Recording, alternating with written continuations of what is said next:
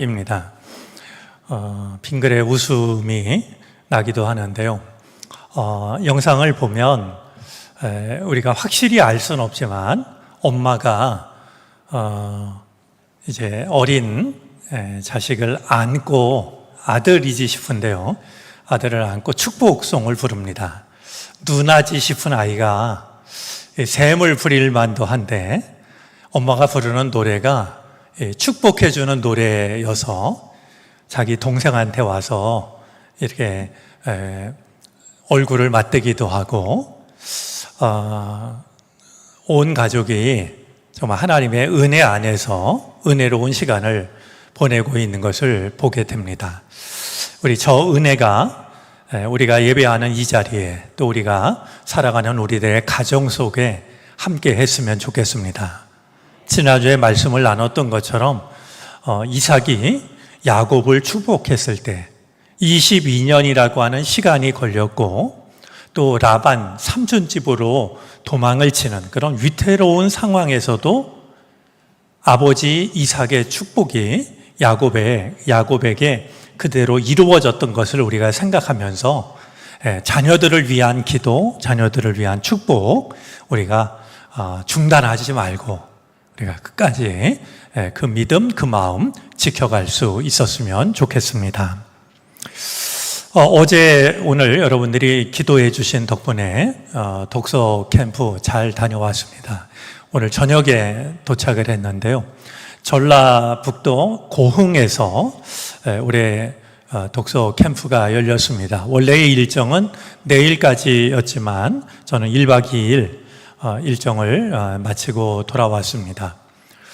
내려가는 데만 한 4시간, 또 마치고 올라오는데 4시간 정도 시간이 걸리더군요. 올해가 28회인데요. 해마다 이 광복절 때가 되면 전국에 흩어져 있던 크리스찬 중에서 책 읽기 좋아하고 또 글쓰기 좋아하고 또 말씀을 깊이 있게 묵상하기 원하는 이들이 모여서 캠프를 엽니다. 저도 2시간 맡은 일이 있어서 이제 어제 오늘 다녀왔는데요. 어제 서울을 빠져나가는데 시간이 생각보다 더 걸려서 저녁 식사 시간에 한 20여 분 제가 조금 늦게 도착을 했습니다. 네, 깜짝 놀란 것은요, 큰 식당에서 이렇게 식사를 하는데 제가 들어서니까 식사를 하던 모든 사람들이 일어나서 박수를 치는 바람에 굉장히 당황스러웠는데요. 이제 잠깐 인사 나누고 안내를 따라서 이제 식사할 수 있는 자리로 갔습니다. 그런데 제 앞에 앉아 있는 한 사람을 두고 이제 그 일을 이렇게 이끌고 있는 기쁨지기가 저한테 저 사람이 누군지 알겠냐고 묻더라고요. 그냥 얼굴이 아주 생소하진 않지만 퍼뜩 떠오르진 않았습니다. 잠시 후에 알았지만 그는 초창기에 독서 캠프에 참여하다가 독서 캠프에 안 나온 지 한 15년 정도 이렇게 지난 그런 한전을 다니다가 퇴직을 한 분이었는데 어떻게 그 한 15, 16년 지난 후에 이렇게 참석을 했더라고요. 근데 기쁨지기가 짓궂게도 저한테 이름을 기억하겠느냐고. 근데 제가 기억력이 결코 좋은 사람이 아닌데요. 요즘은 또 나이 먹어가면서 자주 잊어버립니다. 근데 질문을 받는 순간 그의 이름이 또렷하게 떠올랐습니다.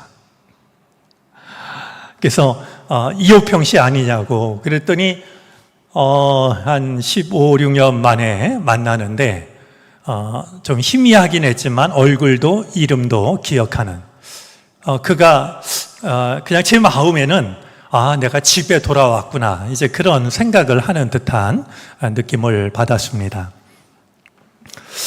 이번에 그 순서 중에요.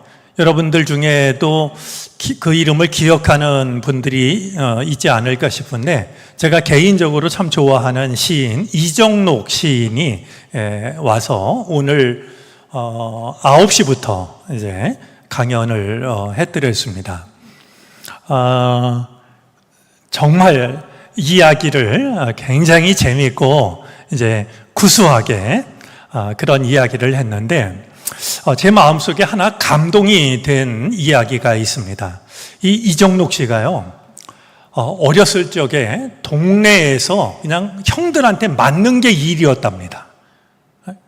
자기가 63년생인가 뭐 이런데 이제 그때 막 베이비 붐이 일어나가지고 그 동네에 이제 바로 위에 형들이 많았는데 하여튼 허구한 날 얻어맞는 게 일이었대요. 그래서 집에서 안 되겠다 싶어가지고 가족 회의를 해가지고 6살에 입학을 시켰대요. 학교 가면 이제 괜찮겠지 그래서. 근데 학교를 갔는데 웬걸 학교 갈 때 얻어맞고 올 때 얻어맞고 학교 가서 얻어맞고 말이죠. 그냥 2살 아래니까 얼마나 1번이었대요 늘.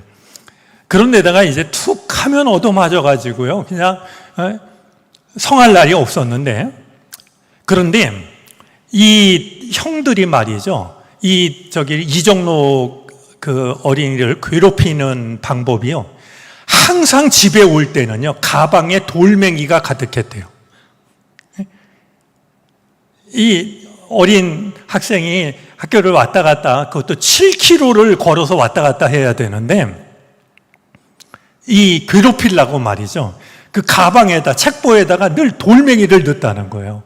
근데 왜 그랬는지 이 돌멩이를 버릴 생각을 못하고 그걸 늘 그냥 집으로 가져왔는데 어느 날은 너무나 속상해가지고요. 집에 와서 마루에다가 그냥 이 돌멩이를 꺼내갖고 그냥 다 쏟아붓대요. 너무나 화가 나가지고요.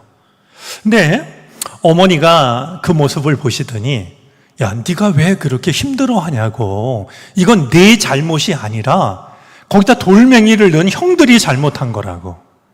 그러시더니 이제 당신이 입고 있던 옷에다가요, 마루에 이제 그 아들이 쏟아놓은 돌멩이를 다 이렇게 담더니 말이죠.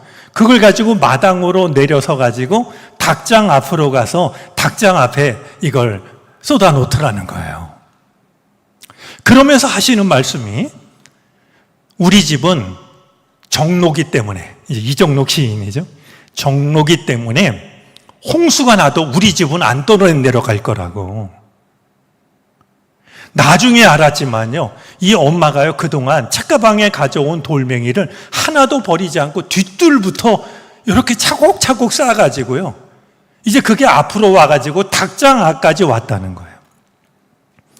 자기가 엄마 말을 듣고서 제발 우리 동네에 큰 홍수가 났으면 굉장히 바랬대요. 그래서 자기를 괴롭힌 집은 다 떠내려가고 자기가 돌멩이를 갖다 쌓은 자기 집만 멀쩡하도록 말이죠. 이야기를, 어머니에 관한 이야기를 참 많이 했는데 제가 다음에 한번 기회가 되면 들려드릴게요. 제가 이야기를 들으면서 그 어머니에게 감탄하고 또 감탄했습니다. 어머니가 얼마나 지혜로우신 분인지요. 이 아들이 정말 주눅이 들어서 살 수밖에 없는 아들인데요. 엄마의 그 말 한마디, 아들을 웃기고 또 아들을 언제라도 북돋아줬던 이 엄마의 그 모습들이 이제 오늘의 자기를 있게 했다고 말이죠. 우리 어머니들 뿐만이 아니라 이 자리에 모인 우리가 말씀드린 것처럼 자녀들에게 우리 아까 영상 본 것처럼 기회가 되면 축복하는 찬송도 불러주고, 때로는 머리맡에 가서, 저는 저 찬양을 보면서 은혜로웠던 게요, 엄마가 저 찬양을 부르는 동안 엄마 품에 안겨있는 아기가 깨지 않고 단잠을 자고 있는 게 놀랍더라고요. 아마 아기도 편안했던 것 같아요. 우리가 이렇게 우리들의 자녀들 마음으로든 또 찬송으로든 기도로든 언제라도 축복할 수 있었으면 좋겠고요. 이정록 시인, 정말 맨날 두들겨 맞는 게 일이고 그랬던 저희가 의젓한 사람으로 자라났던데 결정적인 역할을 했던 사람이 어머니였다라고 하는 것을 이제 아주 재미난 강연을 들으면서 확인을 할 수 있었는데요. 우리도 그렇게 자녀들 붙잡아주고 누군가를 붙잡아주고 그런 사람으로 살아갔으면 좋겠습니다. 자, 오늘 나눌 말씀의 제목은 끝날 때까지 끝난 것이 아니다 라는 제목입니다. 이 제목은 아마 이 사연을 알고 있는 사람에게는 익숙한 문장이 될 겁니다. 미국 프로야구 유명한 선수이자 감독이었던 요기 베라가 했던 말입니다. 그러니까 끝날 때까지는 끝난 게 아니다. 여기도 이제 야구 좋아하시는 분, 평소에는 티를 안 내다가 가을 야구 시작되면 여러분들 간에도 제법 누가 우승하나 이거 가지고 신경전을 벌이는 걸로 알고 있는데요. 야구를 보면은 이게 일방적으로 끌려가서 그냥 끝나는 것처럼 보이지만 야구는 언제부터 시작이라고요? 9회 말 투아웃부터 시작이라고 그래요. 이제 한 명만 죽으면 게임이 끝나는데 9회 말 투아웃에 말이죠. 이 타자들이 나와가지고 막 안타 치고 홈런 치고 이래가지고요. 누구도 짐작하지 못했던 역전승을 이루어내는 것을 볼 때가 있습니다. 그래서 다 끝났다라고 여겨지던 경기를 뒤집는 경우들이 많아가지고 끝날 때까진 끝난 게 아니다라는 말이 나오게 됐습니다. 네, 이것은 야구만이 아니라요. 농구에도 있습니다. 우리 버저비터라고 그러죠. 이제 마지막 1초 남았는데 2점을 지고 있어요. 그럼 이거 진 거 아니겠습니까? 근데 그 마지막 순간에 말이죠. 3점 슛을 멀리서 던졌는데 그게 들어가면 말이죠. 1점을 역전하는 거 아니겠습니까? 그럼 운동장이 그냥 난리가 나죠. 바둑을 두시는 분들은 아마 잘 알 겁니다. 바둑을 봐도 너무나 일방적으로 끌려가다가 그래서 우승 확률이 1%였다가요. 그걸 뒤집는 경우들도 등장을 합니다. 상대가 실수를 할 때도 있고 다 지고 있다라는 선수가 기가 막힌 묘수를 찾아내가지고 누구와 봐도 다 졌다라고 여겼던 경기를 뒤집는 이런 일들이 실제로 일어나죠. 우리의 인생은 어떨까요? 다 끝났다라고 여겨질 때, 이제 달라질 것은 아무것도 없다라고 여겨질 때, 그때에도 끝날 때까지는 끝난 게 아니라는 말이 적용이 될 수 있을까요? 지금 여러분들을 괴롭히는 일 중에서 이 일은 이제 끝났어. 어떤 가능성도 남아있지 않아. 그렇게 마음을 무겁게 하는 어떤 일들이 있을 터인데 야구나 농구나 바둑처럼 말이죠. 이거는 지금 예를 들면 이런 것만 아니라 모든 스포츠가 다 마찬가지죠. 그런 운동 경기처럼 내 인생에도 모든 것이 끝났다라고 여겨지는 그것이 달라질 수 있는 여지가 있는 것일까? 우리는 종종 아무리 내가 신앙을 가지고 있어도 이 상황이 달라진다라고 하는 것은 기대하기 어렵다라는 마음을 가지고 살아갈 때가 있습니다. 그런 점에서 우리의 신앙도 다르지 않다라고 하는 것을 우리가 잘 알고 있는 룻기 말씀을 가지고 잠깐 살펴보도록 하겠습니다. 사사 시대였습니다. 베들레헴에 살고 있는 한 가장은 이제 엘리멜렉이었고요. 이 엘리멜렉이 살던 이 예루살렘에 큰 기근이 찾아들자 이제 먹을 것이 없었겠죠. 그러니까 자기의 아내 그리고 두 아들을 데리고서 모압 지방으로 이제 피난을 가게 됩니다. 그런데 먹을 것이 없어가지고 처자식을 데리고 피난을 갔는데 피난 간 땅에서 큰 어려운 일을 당하게 됩니다. 가장이었던 엘리멜렉이 먼저 죽게 됩니다. 그리고 이제 10년쯤 살다가 그 지방에 있는 여자와 결혼을 한 두 아들이 죽고 맙니다.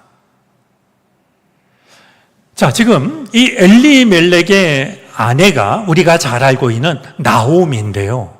나오미로서는 두 아들을 데리고 남편과 함께 피난을 갔는데 가자마자 남편이 죽고요. 그래도 두 아들을 잘 키워서 결혼을 시켜서 이제는 그래도 슬픔과 어려움에서 벗어날 수 있겠구나 생각을 하고 있는데 두 아들마저 죽었으니 말이죠. 이 얼마나 기가 막힌 일이고 기구한 일이겠습니까? 남편도 세상을 떠나고 그나마 의지가 되었던 두 아들마저 죽고 말았으니 말이죠. 자, 그러던 중에 사실은 참 반가운 소식이죠. 고향에서 소식이 들려왔는데 그 흉년이 끝나고 풍년이 찾아왔다라는 소식을 듣게 됩니다. 나오미가 그 모압 땅에 정말 하루라도 더 있는 게 얼마나 좀 표현이 지나칠지 모르지만 지옥 같았겠어요. 남편도 죽어서 묻고 두 아들도 묻은 그 땅에 남아있고 싶은 마음은 조금도 없었을 겁니다. 그런데 마침 고향에서 풍년이 들었다라는 소식이 들려오자 고향으로 돌아가기로 합니다. 두 며느리가 따라오려고 했다가 결국 한 며느리만 따라 나선 것이 룻기에 담겨 있는 내용이죠. 이제 자기를 따라오려고 하는 며느리에게 제발 집으로 돌아가라고, 가서 좋은 사람 만나서 행복하게 살라고. 룻이 왜 그랬을까요? 나오미가 말이죠. 나오미가 볼 때에 두 며느리는 자기와 똑같은 말이죠. 그야말로 동병상린, 남편을 잃고 혼자 살아가야 되는 나오미로서는 자기가 그 아픔을 겪었기 때문에 똑같은 아픔을 겪고 있는 며느리들이 안쓰러웠던 거죠. 그러니까 제발 따라오지 말고 집으로 돌아가서 좋은 사람 만나서 행복한 가정을 꾸리라고 말이죠. 이렇게 이제 며느리들에게 이야기를 했습니다. 마침내 이 나오미가 고향을 찾아왔을 때 온 마을이 떠들썩했습니다. 나오미가 돌아왔다고 말이죠. 근데 어찌 소식이 그것뿐이겠습니까? 엘리멜렉도 죽었고 두 아들도 죽었대. 기가 막힌 얘기가, 정말 이런 소식은 더 빨리 달리죠. 말에는 발도 없는데 이런 소식은, 이런 소문은 금방 퍼졌을 겁니다. 그래서 이제 그 동네에 있는 아낙네들이, 이 아낙네라는 말은 제가 쓰는 말이 아니라 우리 세번역 성경이 사용하고 있는 단어입니다. 아낙네들이 말이죠, 나오미를 보면서 아니 이게 정말 나오미인가? 믿을 수가 없어가지고요. 그것도 단란했던 가정이었을 텐데 피난을 갔다가 혼자 돌아왔으니 말이죠. 이게 정말 우리가 알던 나오미인가? 이렇게 이제 서로 수근수근 됩니다. 그때 나오미가 마을 사람들에게 간청을 합니다. 나를 나오미라 부르지 말고 마라라고 불러주십시오. 여러분, 나오미라는 말은 기쁨, 환희 이런 뜻이에요. 반면에 이제 마라라고 하는 것은 출애굽기에도 나오지만 쓰다, 괴롭다 이런 뜻이에요. 내가 기쁨이 어디 있겠다고 나를 기쁨이라고 부르냐고. 나에게는 괴로움밖에 남아있지 않으니 더 이상 나를 나옴이라고, 기쁨이라고 부르지 말고 마라라고, 괴로움이라고 불러달라고 이렇게 이제 애원을 합니다. 이제 이런 상황을 보면 나오미에게는 달라질 것이 아무것도 남아있지 않다라고 생각이 됩니다. 나오미에게 남아있는 것이 무엇이 있겠습니까? 시간이 정지된 것 같은, 살아있지만 살아있는 것이 아닌 그런 괴로운 상황이 나오미에게 찾아왔던 것이죠. 그런데 우리가 알고 있는 것처럼 룻기의 마지막 부분은 예상과는 전혀 다른 이야기를 전합니다. 우리가 생각할 땐 나오미의 인생이 끝났군. 정말 마라로서 이름은 기쁨이었지만 그의 인생은 괴로움으로 모든 게 끝나고 말았구나. 그렇게 생각할 수밖에 없는데 룻기의 마지막 내용을 보면 나오미의 삶이 우리가 생각했던 것처럼 누구라도 예상했던 것처럼 그렇게 끝나고 있지 않은 것을 확인하게 됩니다. 자, 나오미를 시어머니를 끝까지 따라온 정말 착하고 갸륵하고 어떤 말을 갖다 붙여도 아쉬울 것이 없는, 어떤 말을 갖다 붙여도 부족할 것 같은 룻이, 시어머니를 따라온 며느리 룻이 그 지역 고향 땅에 살고 있는 참 좋은 사람 보아스와 결혼을 하게 됩니다. 그리고 마침내 보아스와 룻 사이에 아기가 태어납니다. 아기가 태어나자 나오미가 돌아왔을 때 수근수근 대면서 어쩌면 흉을 보았던 온 마을 사람들이 진심으로 나오미를 축하하고 축복을 합니다. 마침내 며느리가 낳은 아기를 나오미가 품에 안습니다. 남편도 죽고 두 아들도 죽어서 이제는 완전히 대도 끊기고 기쁨이라고는 찾아볼 수 없다라고 여겨졌던 나오미에게 아기가 태어나서 할머니 품에 안기는 말이죠.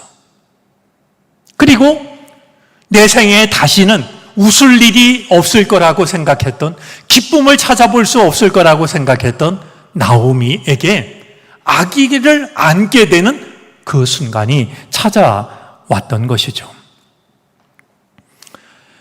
어느 누가 그런 시간이 나오미에게 찾아올 거라고 생각할 수 있었을까요? 그런데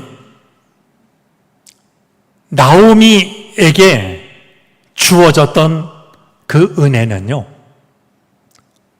대가 끊어지지 않고 아기가 태어난 것만이 아니라 그보다 더 귀한 은혜가 있었습니다. 오늘 성경은 그것을 우리에게 들려주는데요. 아기의 이름을 오벳이라고 정합니다.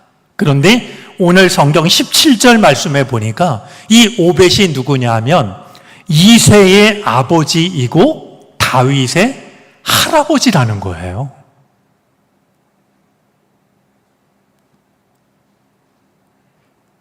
정말 세상에 태어날 수 없을 것 같았던 아기인데 말이죠. 이 아기가 바로 이새의 아버지고 다윗의 할아버지라고 말이죠. 이 말을 조금 바꿔서 얘기하면 이 아기가 태어나지 않았다면 다윗도 생각하기가 어려운 말이죠. 그리고 또 우리가 잘 아는 것처럼 예수 그리스도는 다윗의 후손이셨으니 말이죠. 만약에 이 아기가 태어나지 않았으면 어떻게 되었을까? 라는 생각을 할 수밖에 없는 너무나도 귀한 아기가 나오미의 집안에서 태어나게 되었던 겁니다. 우리에게도 모든 것이 끝났다라고, 달라질 것은 아무것도 없다고, 나오미가 남편도 잃고 두 아들도 잃어버렸던 그때처럼 말이죠. 그렇게 절망스럽게 여겨지는 일들이 우리의 인생 속에도 찾아오게 됩니다. 그러나 하나님께서는 나오미의 삶을 회복시키십니다. 아직 다 끝난 거 아니라고. 다 끝난 거 아니라고. 끝날 때까지 끝난 게 아니라고 말이죠. 그 삶을 하나씩 하나씩 회복시켜 가시는 하나님의 능력과 사랑을 우리는 룻기를 통해서 만나게 되는 겁니다. 현실로도 대각 완전히 끊겼다라고 여겨지는 집안에 아기가 태어나고요. 그리고 신앙적으로도 그 아기가 보통 아기가 아니라 다윗의 할아버지가 되는 아기 말이죠. 예수 그리스도의 선조가 되는 아기가 태어나게 되었던 것이죠. 자, 무엇이 이것을 가능하게 했을까요? 두 가지를 빠뜨릴 수 없습니다. 첫 번째는 하나님의 은혜입니다. 룻기를 읽으면서 우리가 놓치지 말아야 될 게 있습니다. 이 절망적인 상황을 바꾸기 위해서요, 나오미가 특별한 일을 한 것이 없습니다. 나오미의 삶을 회복시키신 것은 하나님의 은혜였습니다. 나오미로서는 자신의 운명을 바꿀 만한 능력이나 소유를 갖고 있지 못했어요. 너무나도 엄청난 일이 찾아왔고 말이죠. 그걸 바꿀 만한 어떤 것도 자기 자신은 갖고 있지 못했습니다. 다만 하나님을 향한 신앙을 포기하지 않았을 때에 모든 것이 끝났다라고 여겨졌던 나오미의 삶을 하나님께서 은혜로 회복시켜 주신 것이죠. 야구에서 9회 말 투아웃 상황에서 게임을 역전시키기 위해서는 홈런 타자가 등장을 해야 이제 멋있게 이루어집니다. 그러나 우리의 인생에서는요, 우리의 능력이 필요한 게 아니라 그 상황에서도 하나님을 향한 믿음을 포기하지 않을 때, 그때 하나님께서 우리의 상황을 바꾸어 주신다라고 하는 것을 우리는 잊지 말아야 할 겁니다. 나에게 능력이 없어서 더 모든 게 끝났다라고 생각하기가 쉽지만 나오미도 자기의 힘으로, 자기의 능력으로 자신의 처지를 바꿨던 게 아니라 다만 하나님을 향한 신앙을 포기하지 않았더니 하나님께서 회복시켜 주셨다. 우리도 정말 이제 아무것도 기대할 것이 남아있지 않다라고 여겨지는 이런 상황 속에서도 하나님을 향한 신앙을 끝까지 포기하지 마시기를 바랍니다. 자, 또 한 가지 빠뜨릴 수 없는 게 있습니다. 룻입니다. 조금 전에도 말씀드렸지만 룻에게는 어떤 표현을 써도 아까울 것이 없고 과할 것이 없다라고 여겨집니다. 빠뜨리고 싶지 않은 룻을 향한 한마디가 있습니다. 저는 룻은 정말 갸륵한 사람이었습니다. 남편이 죽고 나라가 다른, 민족이 다른 시어머니가 고국으로 돌아간다고 그러는데 부디 건강하세요. 인사 한마디면 충분할 것처럼 보이는데, 그리고 시어머니도 같이 가자고 그러는 게 아니라 너네들 돌아가서 나처럼 살지 말고 좋은 사람 만나서 행복한 가정을 꾸리라고 이야기를 하는데도 룻은 끝까지 어머니를 따라가서 어머니를 봉양합니다. 그 마음에 보아스가 감동을 받아서 결혼을 했고 아기를 낳게 됐던 것이죠. 갸륵하다라는 말은 착하고 장하다라는 그런 뜻입니다.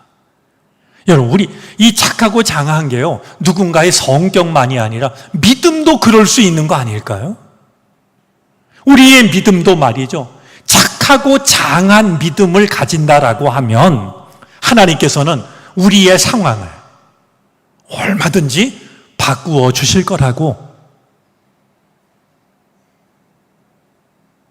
얼마든지 모든 것이 끝났다라고 여겨지는 우리의 상황을 바꾸어 주실 거라고 믿습니다.